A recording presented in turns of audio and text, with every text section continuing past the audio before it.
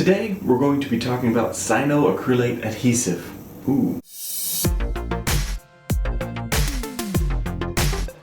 The number one question I get on YouTube is, Cade, what is that purple stuff you're putting on your wires? Well, this video is going to explain it. It's Zapit, or in this case, Zbase. And I will do my best to try to explain why I use it, what it is, and how it may help you in your lab. Zapit. Cyanoacrylate adhesive is the fancy name. What is Zapit? Officially, it's cyanoacrylate adhesive, and it's used in conjunction with an accelerator. It's like super glue, but you control when it sets up by use of the accelerator spray.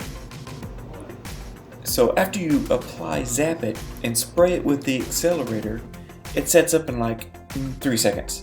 So you can really manipulate your wire. So the main feature of this is to be able to use this to tack your wires to your model. So a little history. Again, this is going to be mainly based in Ortho. So it's developed and used in the crown and bridge industry by Dental Ventures of America. You can look them up online. If you want to buy this stuff, I believe you can buy it from their market online.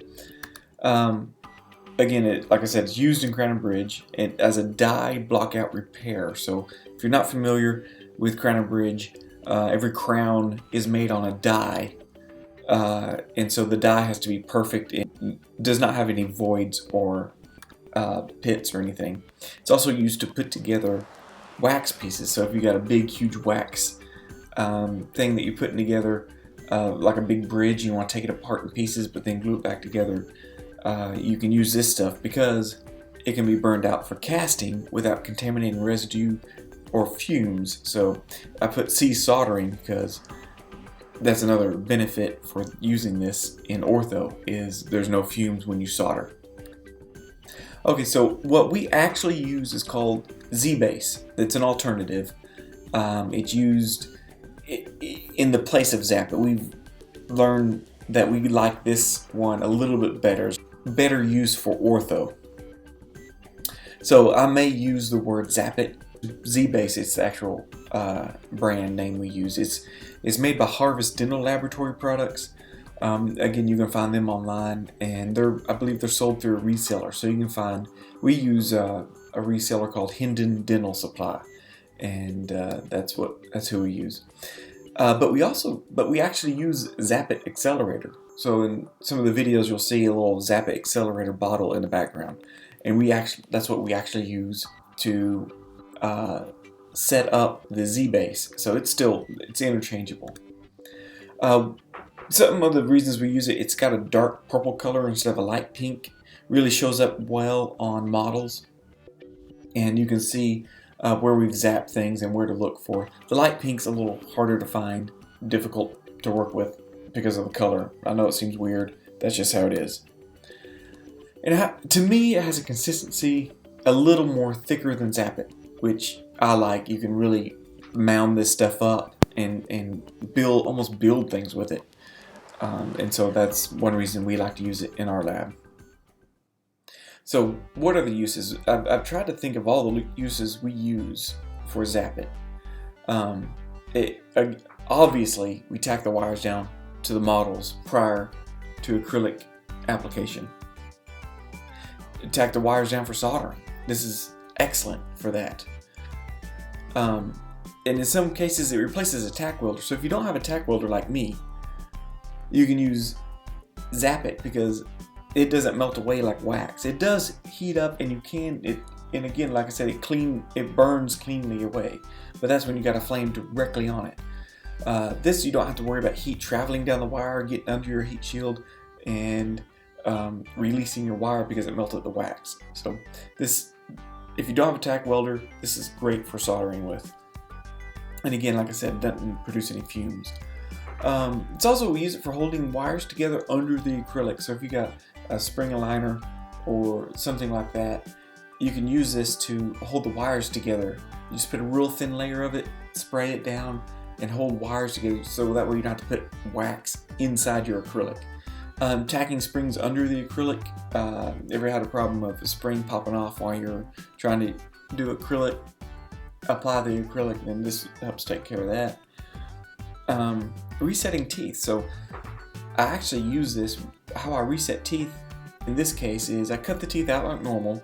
I use a little bit of utility wax so that I can position the tooth where I want it. Use a little bit more utility wax to wax between the teeth, and then I put a layer of Zapit in there and spray it, and it really holds it in position.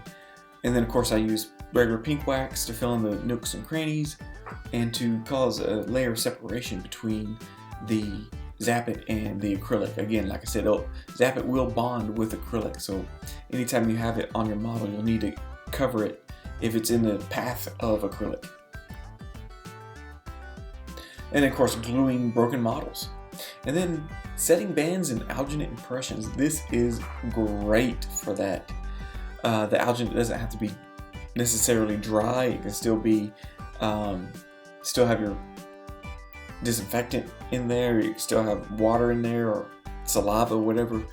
It still will bond the metal to the alginate. So it really does a good job of setting bands and alginate impressions. Every doctor, we've tried to convert many of our doctors to that instead of using wax, which doesn't stick to the alginate if it's wet, or staples, which pokes the technician when they're trying to bend wires or mess with it, and it rusts, and then it gets in the solder joint, and then of course super glue's good, but you don't have that spray advantage of setting it up in 3 seconds and getting it nice and set, nice and secure in the alginate impression. And of course you don't have the fumes that you have with regular super glue. So, pros and cons. Pros is fast set. It's as fast as you want. It's 3 seconds. It's great. Gel-like flow, so it's not very watery. Like if you get your wax too hot, it'll just drip down to where you don't want it. This is the same consistency every time. You can create a matrix for support screws. So you have a difficult position for like in this case, a lower expander. You can actually build up little support columns, I guess you could say, and zap it, and it doesn't necessarily stick to the metal. The metal can break away cleanly, and then you got a little matrix in there that you can sit on and off every time. You can actually adjust wire on the model. So let's say you bent an Adams clasp or a ball clasp, and you can zap it down, and then you can take a pair of pliers and you can actually adjust the wire while it's still on the model. So just those little fine adjustments. That way you don't have to take it off, re-wax it, adjust it. You can get a few of those little small tweaks while the wire is still on the model. And it's hard to break off the model. So I put this also in the cons because it's hard to get off compared to wax. But it's also a feature because if let's say you zap all your wires onto your model and you drop the model, or fumble around with it, your wires don't go flying off and you lose them. They stay stuck on. Again, I mentioned before, it's great for soldering up next to something. So you got a small piece of wire you want to solder on. This is a great way to tack it down. And it's not affected by heat. So sometimes if you pressure pot, the heat in the pressure pot will affect your sticky wax you use. And you could have a wire slip or something. Yeah, it's very rare, but you don't have any chance of wires moving around on you in the pressure pot because of the heat. Again, you can use it to reset teeth, and the reset teeth, usually, if done right, stay on the model, and it fills in voids. So if you have a hollow tooth that somebody poured up, you can fill it in with this, and it's a lot stronger than wax. Many of you, if you have take-home wire benders, or if you yourself are a take-home wire bender, you can use this to tack your wires on for transport back. Can you imagine tacking your wires on it with wax and then they get shuffled around in whatever carrying case? So what are the cons? It's expensive. I can't deny it. One of these little bottles, I guess might run you $20, 20 to $30, depending on what brand you get. But they do last a while, and you can actually use it for just soldering or just resetting teeth, or you can choose. You don't have to use it for everything that we use it for, but we decided a long time ago we're going to use this for most everything. It's in 2 parts, so you kind of got to order 2 parts. Not kind of, you have to order 2 parts and keep stock of 2 more things. The sticky wax is cheap, and it's just one thing. You just heat up an element. I guess that should be one of the pros, is you don't need a flame and stuff to get this to work for you. It's hard to get off. So, you can take a layer of stone off with it if you're not careful, or it'll chip a tooth if you zap it to the front of the teeth. So just know that it's hard to get off. And so you use this stuff sparingly. You don't put much on. Soldering sometimes produces fumes. It's very rare. I use a fume controller or fume remover thing while I'm soldering, so I usually don't run into that problem. The good thing is, like with wax, you can get contaminations that get into your flame and cause problems with your flame, and you won't get this with Zapit. So, but it does sometimes produce fumes if you're not in a well ventilated area. Clogged tips. This is a problem. Sometimes your accelerator will get close to your tip, and you'll have to clean off the tip of your solder, or the tip of your Zapit, so that you can get it to come out. It's just become a habit to me. You can just pinch off the end or cut the end with a pair of wire cutters. That's great about these tips that come with the Zbase. They're just long, skinny tubes, and you just cut a little bit off if it gets clogged. Or I'll stick a piece of Ortho wire in there. It sticks to acrylic, so if you have it anywhere near acrylic, you need to cover it with wax. So posterior bite plates, and your tack down your clasp with Zapit, make sure you cover it with wax beforehand. Wet accelerator spray causes bubbles and crazing in acrylic. So we've run into this problem mainly with repairs. So there's a broken acrylic, we tack it down real quick and run the repair before the accelerator has a chance to evaporate. So that's sometimes something we run into. Usually you can steam it off. So let's say you repair the retainer, or you tack it down with Zapit, which is great for repairs because it really holds everything in place. You tack it down with Zapit, you spray it with accelerator. If you get any into the acrylic repair joints, some of that spray cause bubbles and crazing in the acrylic if there's accelerator in there. And the accelerator, and we'll go over this in a little bit, it needs to be used with adequate ventilation. I usually have a fan going on me.